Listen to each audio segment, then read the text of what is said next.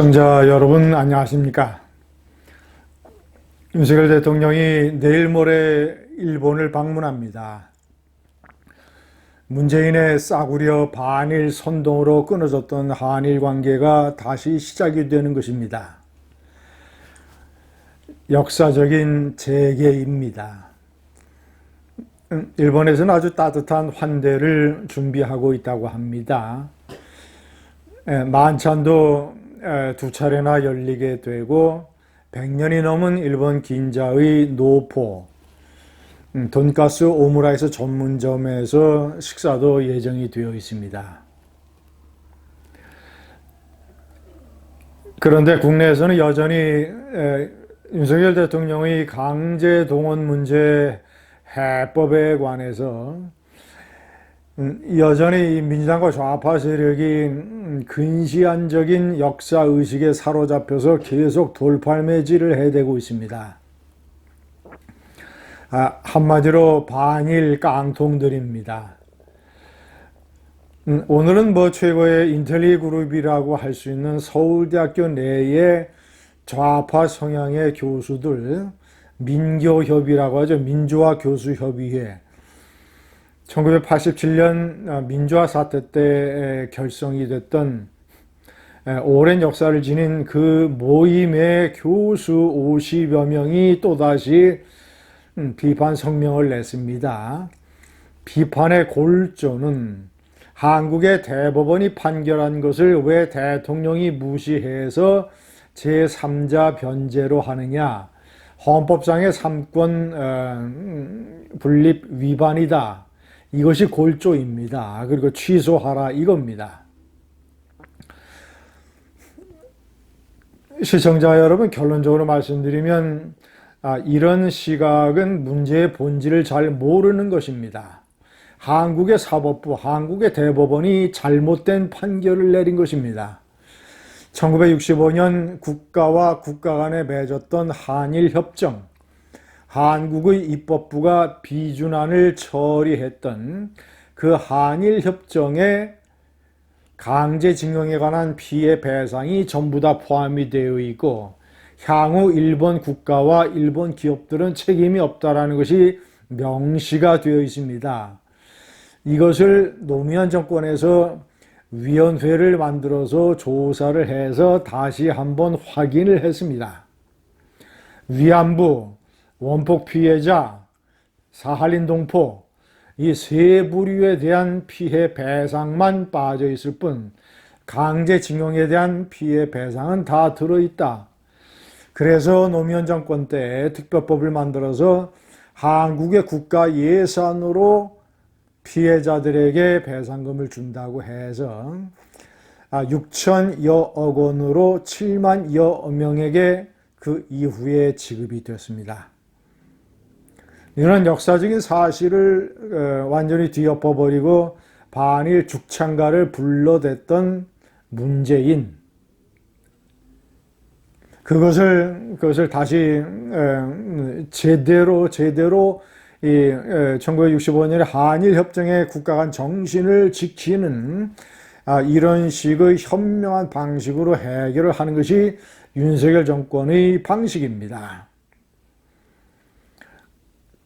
시청자 여러분, 제가 이번에 명기를 했습니다만 박정희, 나폴레옹, 리카뉴 이런 사람들의 역사의식을 본받아야 합니다.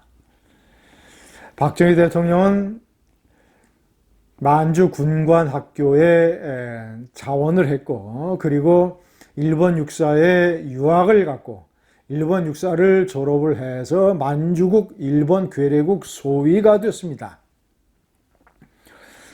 자, 그래서 친일 인명사전에도 올랐습니다. 저는 박정희의 이런 선택이 식민지의 아들로 태어났지만 과감하게 식민모국, 도쿄로 유학을 가서 결국은 자기의 실력을 키워서 근대화를 이루고 식민모국에 못지않은 발전된 국가를 만든 정신, 대단한 역사의식. 나폴레옹은 프랑스의 식민지 코르시카에서 태어났습니다. 나폴레옹의 아버지는 코르시카의 독립운동을 지휘하는 전쟁 지휘관이었습니다. 그런데 나폴레옹은 프랑스 육사로 유학을 갔습니다. 그래서 포병 장교가 됐고 프랑스 육군의 장교가 됐고 그리고 나중에는 프랑스의 황제까지 됐습니다. 식민지의 아들로 태어나서 식민 모국의 중심부에 가서 성장해서 성공한 것이지요. 리콴유. 리콴유는 싱가포르를 지배하고 있던 식민 모국 영국 런던에 유학을 가서 변호사가 됐고 실력을 키워서 싱가포르를 아테네 이후에 최고의 도시국가라는 칭송을 받는 그런 나라로 만들었습니다. 자, 그렇다고 해서 코르시카 주민들이 나폴레옹을 비판하지 아니하고 싱가포르의 국민들이 리콴유를 친영주의자라고 매도하지 않습니다.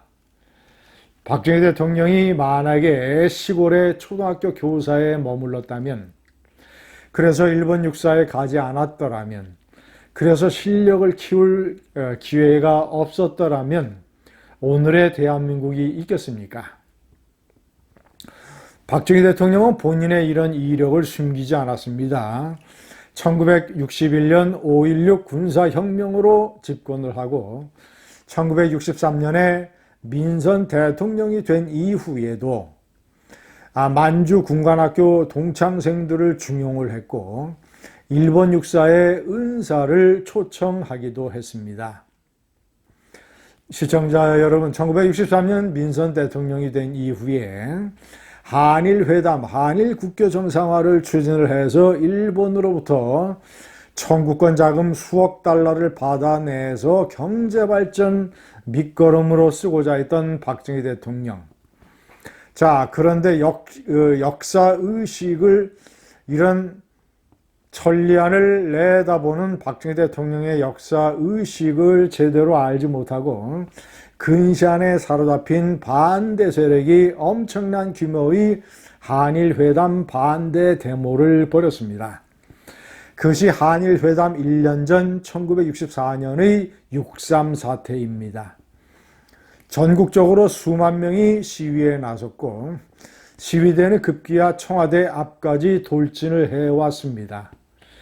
박정희 대통령은 기업령을 선포했고 시위를 진압을 했으며 그리고 한일회담을 밀어붙였고 1년 후에 1965년 한일협정으로 국교를 정상회했고 일본의 자금과 기술을 들여왔으며 청구권 자금 수억 달러로 한국 근대화의 발판을 마련했습니다.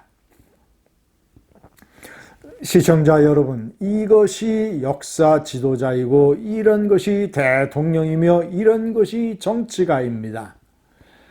일반 대중들이 상당한 반대 세력이 단견과 싸구려 감정에 사로잡혀 있을 때 멀리 내다보고 진정한 국익이 무엇이냐, 우리가 이런 감정의 선을 돌파해야 그 길 할 수 있다, 미래를 열 수 있다, 이런 식의 해안을 가진 사람이 정치 지도자입니다.